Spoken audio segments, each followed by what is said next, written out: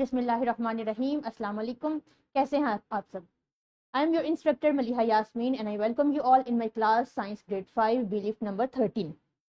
Here is our learning outcome for belief number 13.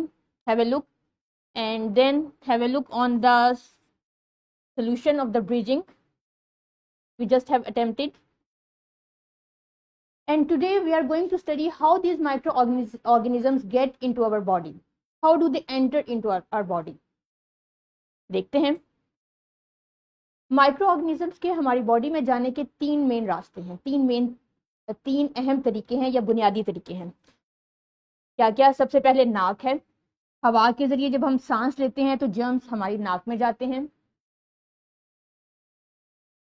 इसके अलावा हमारा मुंह है।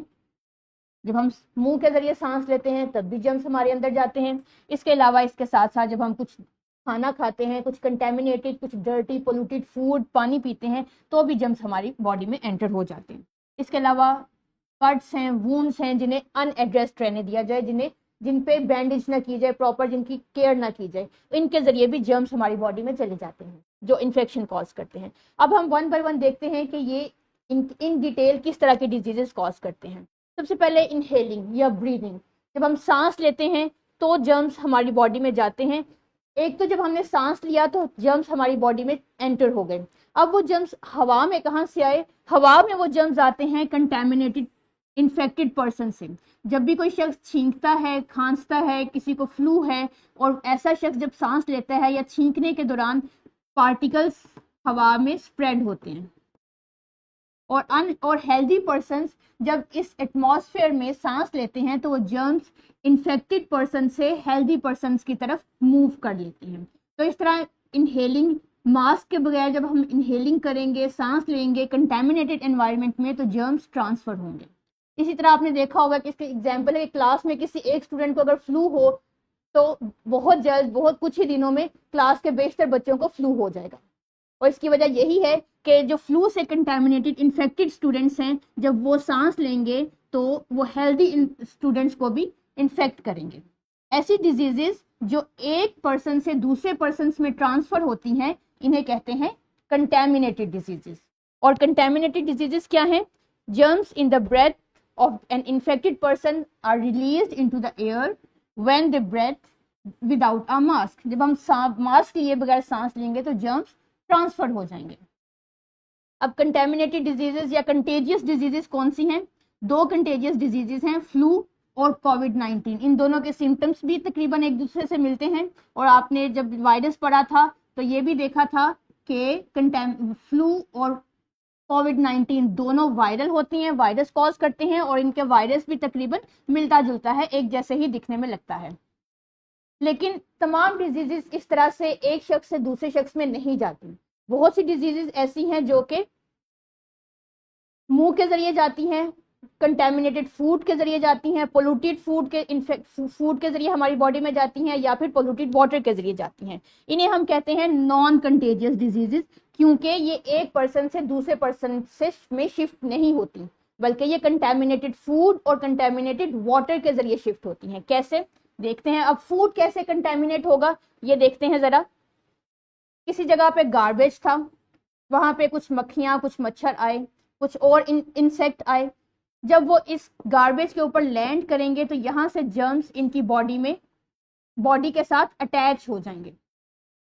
अब ये जर्म्स लिए हुए ये फ्लाई या दूसरे इंसेक्ट्स किसी फूड की तरफ जाएंगे फ्लाई करके।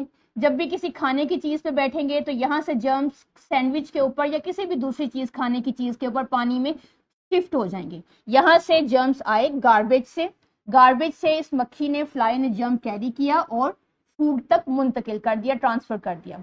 अब किसी शख्स ने, किसी बच्चे ने, किसी ने भी इस कंटेमिनेटेड फूड को खा लिया तो जर्म्स उसके अंदर चले गए, उनकी बॉडी में चले गए। इस तरह से ये जर्म्स जो हैं वो अंदर जाके इन्फेक्शन कॉज करेंगे और बीमारी का सबब बनेंगे।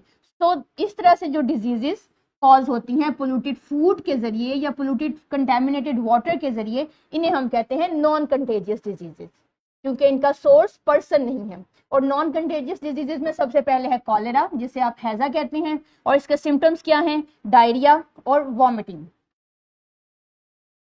मलेरिया एक और कंटेमिनेटेड डिजीज है और इसका कॉज क्या है? मॉस्किटो। मॉस्किटो किसी हेल्दी पर्सन को जब मॉस्किटो जब किसी मलेरियल पर्सन को बाइट करेगा, वहां से मलेरिया का वायरस इसके अंदर मॉस्किटो के अंदर चला जाएगा। अब ये मलेरिया इसकी बॉडी में आ चुका है। अब मलेरिया कैरिंग जो मॉस्किटो है किसी हेल्दी पर्सन को बाइट करेगा और मलेरिया उसके अंदर वायरस शिफ्ट हो जाएगा और हेल्दी पर्सन में भी मलेरिया के सिम्टम्स शो होंगे। तो this is how non contagious diseases transfer. इसके अलावा डेंगी भी एक नॉन कंटेजियस डिजीज है और इसका वायरस भी, इसका पॉजिटिव एजेंट भी मॉस्किटो है।